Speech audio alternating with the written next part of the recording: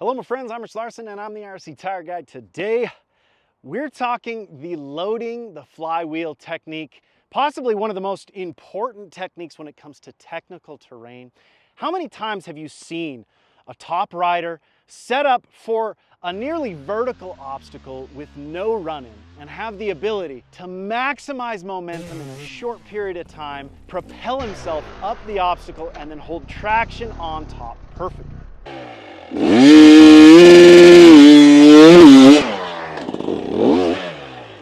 That is the loading the flywheel technique.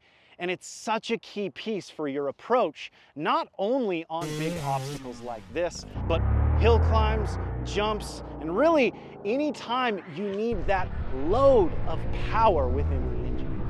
Now, what I want to do today is break down the loading the flywheel technique and give you guys some tips on how to become more comfortable with creating that big load of power and delivering that power with the clutch. It's a challenging technique, it's an intimidating technique, but I've got some ways that I think are going to help you guys immensely with your progression. So let's get into it. Something I've said over and over on this channel and over in clinics and lessons is the best riders in the world have the highest ability to transition from maximum to minimum quickly. The quicker you can make that transition from maximum to minimum, the easier it's going to be for you to establish momentum with that maximum power, then transition to minimum to hold momentum in those technical situations. The quicker that transition is, the better rider you are going to be. Now, learning that transition from maximum to minimum all comes down to the understanding of separation of throttle and clutch. Now, most of the time when riders learn how to ride a motorcycle, you learn a steady delivery of throttle and a smooth feed of clutch to initiate movement and control. And that is a completely necessary approach to your overall control. You have to have that steady feed and smooth delivery of clutch to maintain control in so many situations. So I don't want you guys to think that I'm saying there's only one way to do certain things. You have to be able to have multiple tools in your tool bag, and that's what I'm trying to teach you right now. Another tool. Now, learning the separation of throttle and clutch is so key, and a great way to learn that is understanding what the flywheel is. The flywheel is a literal spinning weight inside of your engine designed to smooth the delivery of power to your rear tire. The bigger that weight is, the longer the RPM will take to descend. So this is going to be a key part in understanding that descending RPM for your flywheel technique. And the way I like to explain it is showing you the natural rate of descend on this bike. You can see it takes about that long for the RPM to return to zero. What we're trying to do, once again using separate control of throttle and clutch, we're trying to increase that speed of descent. So here we are, we go to wide open, and off. You can see that was significantly faster, and we also initiated movement. My hand was off of the throttle, but we still initiated movement. That's because we've created all of that inertia within the piston, the flywheel, the clutch, everything that's moving within the engine. And we're delivering that spinning inertia to the rear tire via the clutch. Even though my hand's off the throttle, an object in motion stays in motion, right? That spinning inertia within the engine is delivered to the rear tire via the clutch. The reason this is so important is understanding that if I just hold my throttle on and try to actuate the delivery of power with my clutch as I go up a gnarly obstacle like the one you guys saw me do, I'm going to run a much higher likelihood of spinning my tire on top of the obstacle. So learning how to deliver that maximum power to the ground, but then transition to minimum to hold traction over the top is going to be a key piece to your loading the flywheel technique.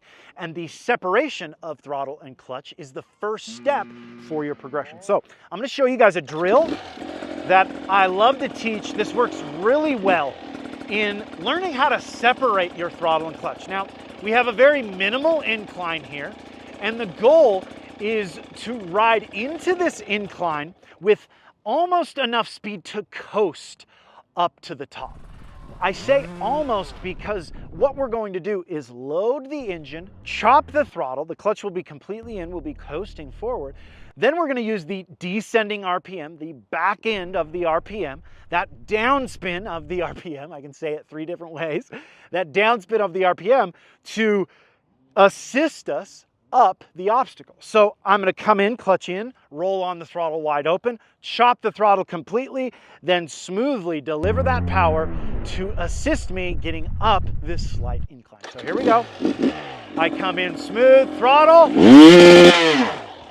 You can see my hand was completely off the throttle there, and the bike pulled me all the way to the top. And that's what we're searching for. First, the coordination and understanding how to do that. Wide open.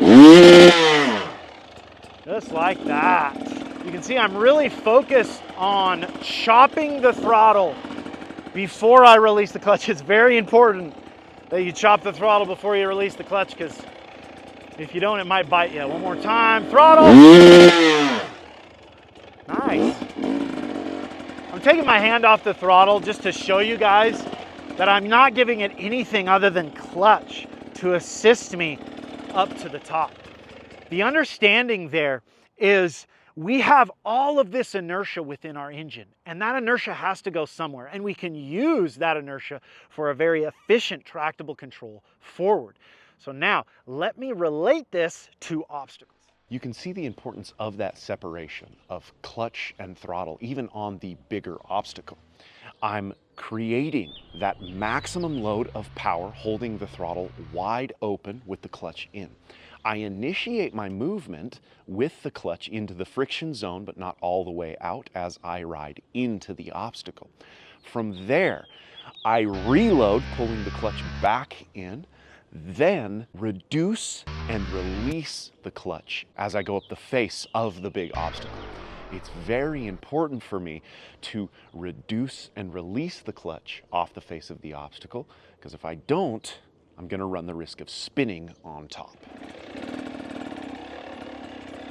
So how does this pertain to obstacles? Well, something I say in just about all of my clinics is lack of momentum exposes flaws in your technique. The closer you get to an obstacle and the less momentum you have, the more of an exposure in where those flaws are within your control, whether it's your body position, your balance, your throttle and clutch, or a little bit of everything. That understanding is so key. Most riders can ride up a simple obstacle, but put your front tire all the way up against that obstacle and let me know how much control you have.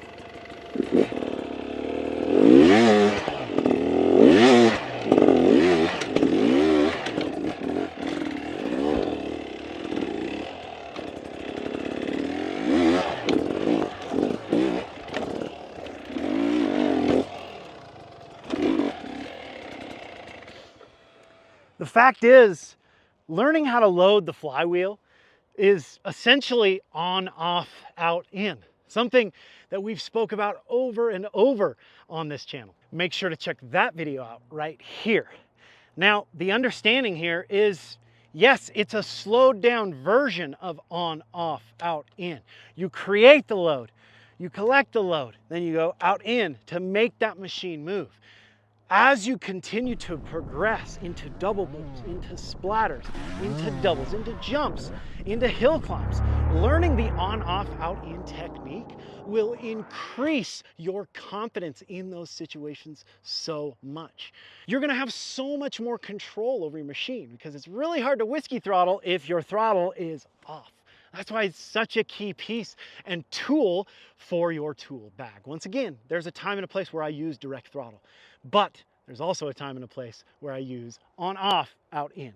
Be able to do it every single way possible. That's what I'm preaching. Maximize the tools for your tool bag. I hope you guys are enjoying the stuff that we're putting out. Get out there, practice your loading the flywheel technique.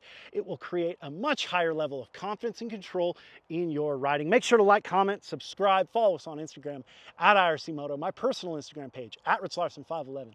And until next time, keep shredding.